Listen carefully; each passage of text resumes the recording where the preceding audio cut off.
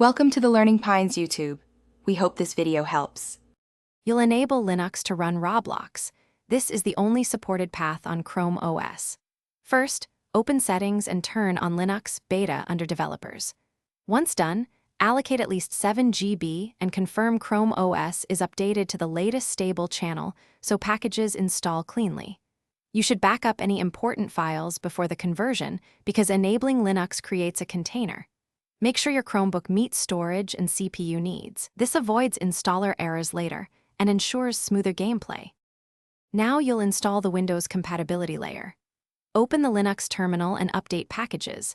Run sudo apt update, then install wine64, winbind, and wget. You also need 32-bit support. Enable multi-arch if required and install libwine i386. Once done, get Winatrix to simplify runtime installs such as vcrun 2015 and Corafonts, which Roblox requires. This step sets up a Windows-like environment so Roblox's Windows client runs. If a package fails, retry the apt commands and check available. Finally, download the Roblox Windows launcher into your Linux home directory using wget, then run wine Roblox Player Launcher. exe to install the client.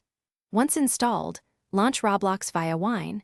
You may need to run WineCook to set a virtual desktop and adjust graphics settings to fix windowing or black screen issues. Make sure GPU acceleration is enabled in Chrome OS and that Mesa drivers are current for better performance. If Roblox won't start, reinstall needed vcruntime packages with Winatrix and